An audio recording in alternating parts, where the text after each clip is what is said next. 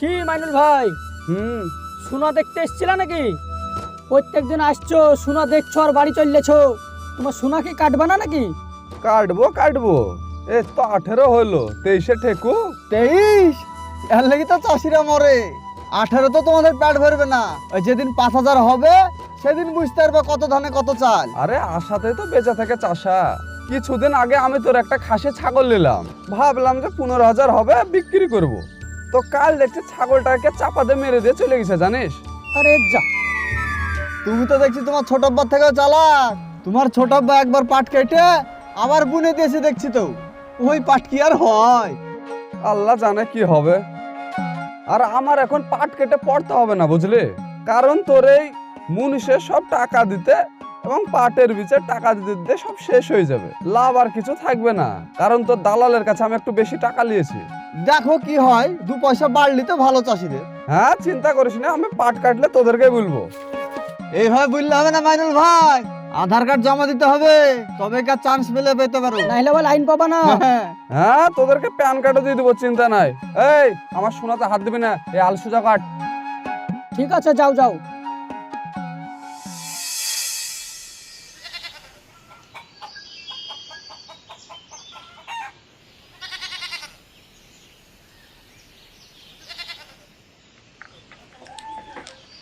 মাইনুল, বলো। মাঠে থেকে বাড়ি আলি?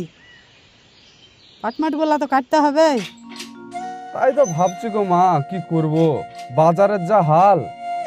কাল তোমার পাটের দর ছিল 14,000 কুইন্টাল, আর আজ হট করে দেখছে 9,000 কুইন্টাল। এখন যদি পাট কাটি তো মুনিশ খরচ দিতে দিতে সব শেষ হয়ে যাবে, থাকবে কি? তোমার আব্বা অসুস্থ, বিছানায় পড়ে আছে, ওষুধ মষুধ কিনতে হবে। আবার তোমার বোনটার বিয়ে দিতে হবে, সোনার গহনা মহনা গড়াইতে হবে। পাট কাটবো না বললে তাই কি হয়? দেখা যাক কি হয়। দেখি না, তুমি যদি জমিতে পাটগুলো রেখে দাও তাহলে কি পাটের দাম বাড়বে? বাড়বে না তো। পাট তোমাকে আজ কাটলেও কাটতে হবে, 2 দিন পর কাটলেও কাটতে হবে। তার চাইতে ভালো পাটগুলো তুমি এখনই কাটো। আর তাছাড়াও দেখো, চারিদিকে অনেক টাকা পয়সা ধার দিনা আছে।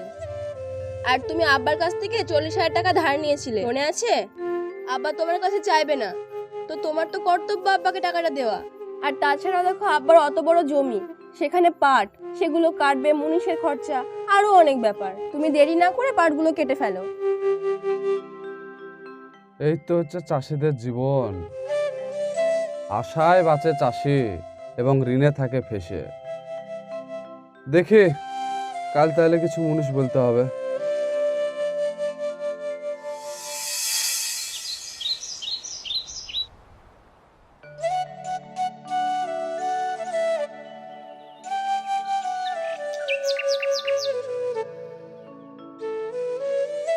মাইনুল, পাট কাটবা না?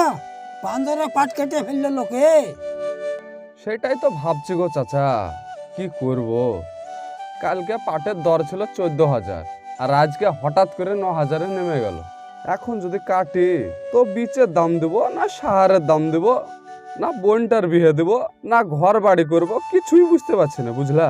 তুমি এক কাজ করো, তোমার তো 5 বিঘা পাট আছে। হ্যাঁ, 3 বিঘা কাটো, কেটে দেনা পাওনা কিনে শোধ করো। আর ওই 2 বিঘা দর উঠলে তখন কাটা যাবে। কথাটা তুমি খারাপ বলনি, ভালোই বলেছো। তাহলে 3 বিঘা কেটে যেসব দেনা পাওনা গেল আছে সেগুলো তাহলে শোধ করি, আর 2 বিঘা যদি আল্লাহ মুখের দিকে তাকায় তাহলে হবে, নাহলে সামনে বছর আবার দেখা যাবে। তো দেখি কালকে তাহলে মুনিশ ডেকে পাট গেলা সব কাটতে হবে।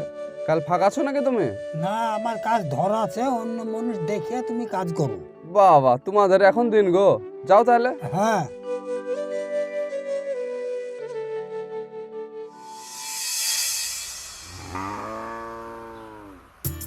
এই মুর্শিদ আছে নাকি রে? কে গো? এই আমি রে। ও মাইনুল ভাই, বলো। এই কালকে সকাল আমার পাটটা কেটে দিস তো। কালকে কিভাবে হবে গো? কাল তো একজনের জব ধরা আছে। হবে না মানে? তোদের তো এখন বিশাল ব্যাপার রে।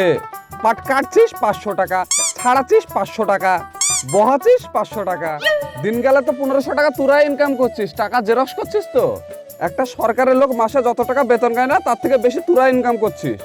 তুমি শুধু ওই ছাড়ানোর টাকাটাই দেখছো, খাটনিটা একবার দেখো। সকাল ভোর 5টার দিকে যাচ্ছি আর 4টার দিকে বাড়ি আসছি, সেটা কই দেখছো না? হ্যাঁ, ওসব কথা বাদ দে, কালকে আমার পাটটা কেটে দিতে হবে তোকে, চাকরি হোক। কাল হবে না ভাই, কথা দিছে না, কথা খেলাপ হয়ে যাবে নাহলে। তো কড়াই করে দিছে তোকে 500 টাকা ধরা আছে। 500, আমি তোকে 200 টাকা আরো বেশি ধরে দেবো, 700 দেবো। সে যাওয়া হবে তার লেগে না। ক বিঘা ভুই? ক বিঘে? ওই তো 3 বিঘে। 3 বিঘা, তাহলে তো 15টা মতন মুনিশ লাগবে গো। হ্যাঁ হ্যাঁ, 100টা মুনিশ লাগবে তোদের। তোদের এখন দিন, তোদের কথা তো শুনতে হবে। 15-15 বাদ দে, কালকে যাবে, দুদিনে দরকার হলে পাট কাটবে, আর খাপা দেবার আমি বাড়ি থেকে দেবো। ঠিক আছে যাও তাহলে, কাল তোমারটা কেটে দেবো, যাও। মনে থাকে জানে? আচ্ছা। এই বাড়িতে মাইনুল আছিস? মাইনুল, মাইনুল আছো বাড়িতে? আরে ভাই আপনি আসেন, বসেন। তোমার বাড়িতে আমি বসতে আসিনি।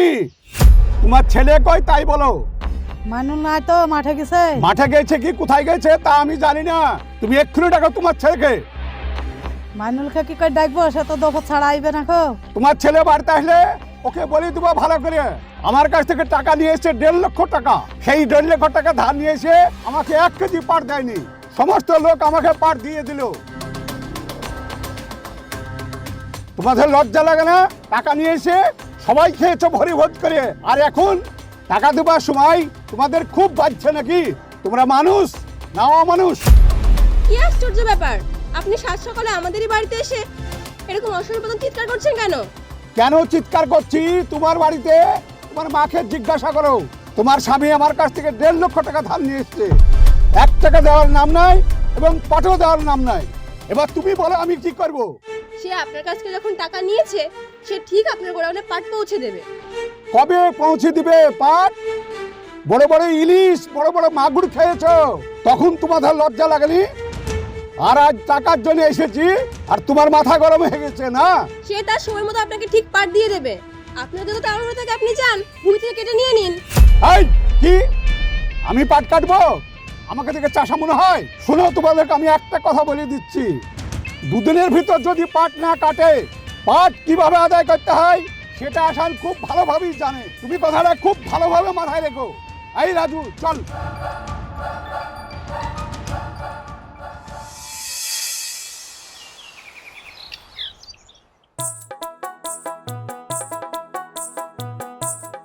এই তোমার পাট কত করে বিক্রি করলা গো? 14,000। বাবা রে, দাম তো মেরে দিয়েছে মনে হচ্ছে।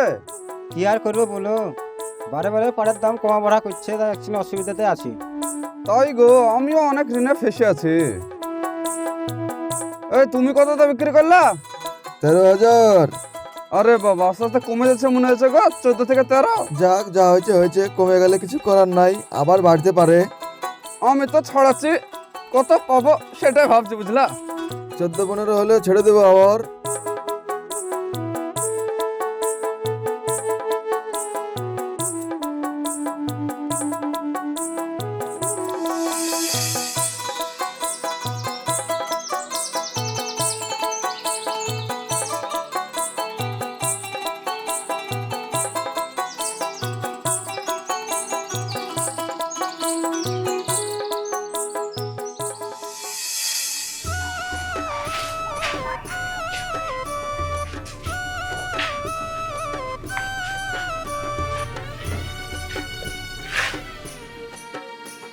এটা কত হলো দেখতো? 20 কেজি 300। 20 কেজি 300 গ্রাম।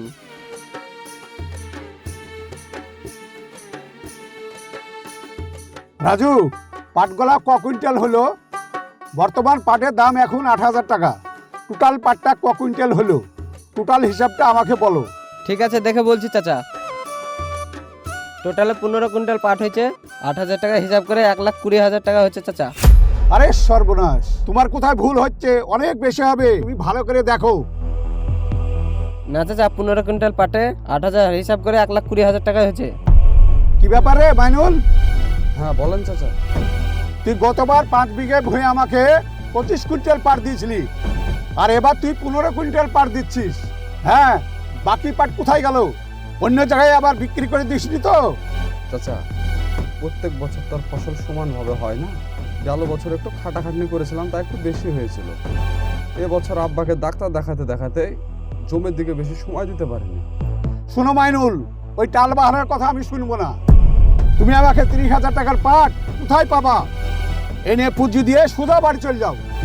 চাচা, আপনি কি আমাকে চোর ভাবছেন? আপনি তো জানেন আমি পাট বিক্রি করলে আপনার কাছেই বিক্রি করি। আপনার বিশ্বাস না হলে আপনি বাড়ি থেকে দেখেন পাট আছে কিনা। তোমাকে আমি চোর ভাবছি না, সাধুও ভাবছি না। তুমি আমার কাছ থেকে 1.5 লক্ষ টাকা নিয়েছিলে, সেই 1.5 লাখ টাকার 30,000 টাকা কম পড়ছে।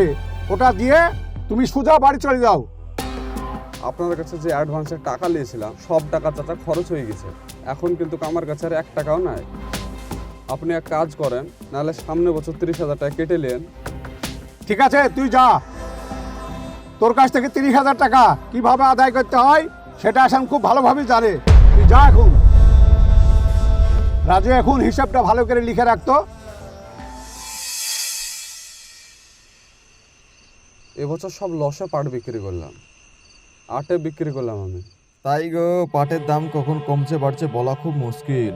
আর 2,000 টাকা বাড়লে আমার পাটটা বিক্রি করে দেবো। ওই ওই মাইনুল ভাই, কি ব্যাপার গো, কোথায় পালিয়েছ? ওই টাকাটা দাও। আরে এখনো পাটি বিক্রি করতে পারলাম না রে। তোকে এত খোঁজাখুঁজি করছে টাকা দেওয়ার লেগে, তোকে খুঁজেই পাচ্ছি না। এখন থাকিস কোথায় বলতো? কোথায় থাকবো বাবা, গোটা দিন বাড়িতে ছিলাম, আবার বলছো খুঁজে পাচ্ছি না। কই আমাদের টাকাটা দাও। আরে এখনো পাটি বিক্রি করতে পারলাম না, তোকে কি করে টাকা দেবো বলতো? মিথ্যে কথা বল দিলে। তুমি পাট বিক্রি করে দিয়েছো, তারপরে বলছো আমি পাট বিক্রি করে নেই। ওই আমাকে টাকা দাও তো, মুনিশকে টাকা মিটাতে হবে। শোন, যে পাটগুলো বিক্রি করেছি সেই টাকাগুলা বিশাল সারের দাম দিতে দিতে সব শেষ হয়ে গেছে। আর মহাজনের কাছে কিছু টাকা নিয়েছিলাম, ও সব কেটে নিয়েছে। এই লাও টাকা শেষ। আমি অত কিছু জানি না, আমাকে টাকা দাও তো। আমার মুনিশও বারবার ফোন করছে, আমাকে ওদেরকে টাকা দিতে হবে। ঠিক আছে, তাহলে কালকে এক কাজ কর, বাকি 2 বিঘার পাটটা কেটে দিয়ে টাকা লিস, তাহলে হলো। তোমার ওই 2 বিঘা পাট কবে কাটবা সেই আশাতে আমাকে বসে থাকতে হবে? আবার কবে কাটবো? কালকে কাটবো, কালকে আসিস, দিয়ে কেটে টাকা পয়সা নিয়ে নিস, তাহলে হয়ে গেল। কি করবো এখন বলো? খাদের মিডিলে পড়ে গেছি, যেভাবেই হোক সাঁতার কাটে তো উঠতে হবে। তাহলে ওই পাট কবে কাটবা? ওই তো কাল সকালে, তাহলে আসিস। ওই পাট কাটে আবার টাকা দিতে দেরি করো না, নাহলে আমার মুনিশ যাবে না ভাই। ঠিক আছে, যা।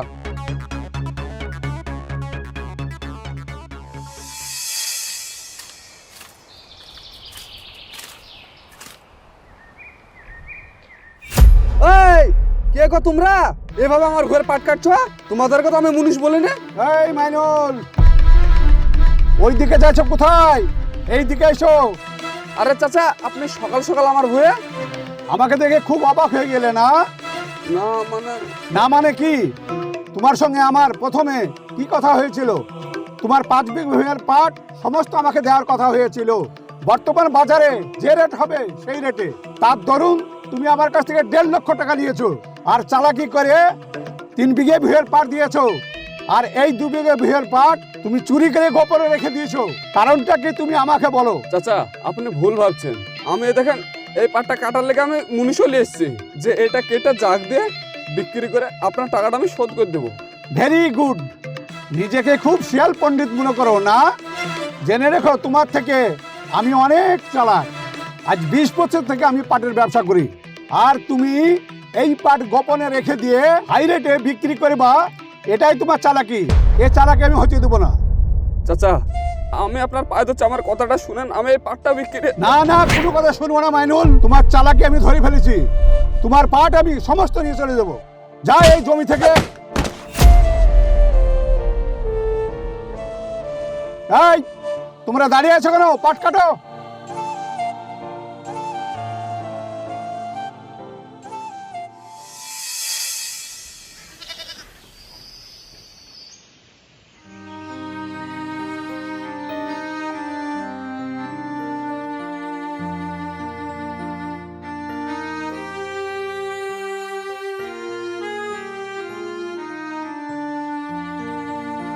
কি হলো, পাট কাটতে কি ঘুরে আলি কেন? মন খারাপ কেন? পাট কাটনি? কি করে কাটবো মা? সকালবেলা পাটের ভুয়ে গিয়ে দেখছি চাচা সব পাটগালা কেটে নিছে। এখন আমি কি করব ঠিক পাচ্ছি না। সব স্বপ্ন থেকে গেল গো মা। ভেবেছিলাম এবছর বোনটার বিয়ে দেবো, দেনা পাওনাগুলো সব শোধ করব। সেটা আর হলো না গো মা, সেটা হলো না। এত টেনশন করলে হবে? পাটের আবাদ হয়নি তো কি হয়েছে, ধানের আবাদটা করো। আল্লাহ যদি দেয় তো সব কিছু হবে।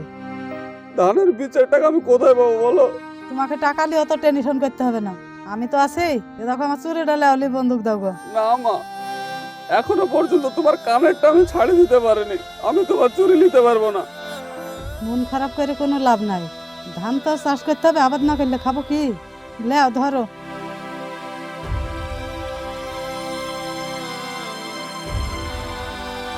আবার নতুন ভাবে সব শুরু করো গো। এটাই তো আমাদের জীবন গো মা। আমাদের চাষিদের মাথা থেকে ঋণের বোঝা কোনোদিনই কমবে না।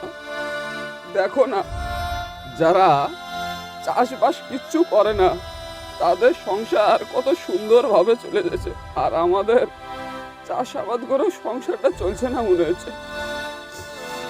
দিনের পর দিন মনে হচ্ছে ঋণের চাপ মাথায় বেড়েই যাচ্ছে।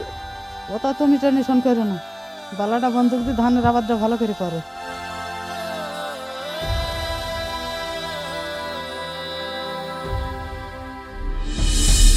এটাই হচ্ছে আমাদের চাষি ভাইদের জীবন। চাষি ভাইরা কত আশা নিয়ে একটা ফসল ফলায় যে একটু ভালো দাম পাবো বলে। ভালো দাম তো দূরের কথা, ঋণের বোঝা আমাদের মাথা থেকে কমেই না, বরং যত চাষ করে তত ঋণ বেড়েই যায়। আমি হয়তো আপনাদেরকে ভালোভাবে বলতে পারলাম না, কিন্তু একটি চাষি ভাইয়ের সঙ্গে সময় করে একটু বসবেন, তাহলে তার দুঃখ কষ্টের কথা সব বুঝতে পারবেন, তারা কিভাবে কষ্টের সঙ্গে লড়াই করে বেঁচে থাকে। সো ভালো থাকবেন, সুস্থ থাকবেন, দেখা হচ্ছে আপনাদের সঙ্গে আবার নেক্সট ভিডিওতে।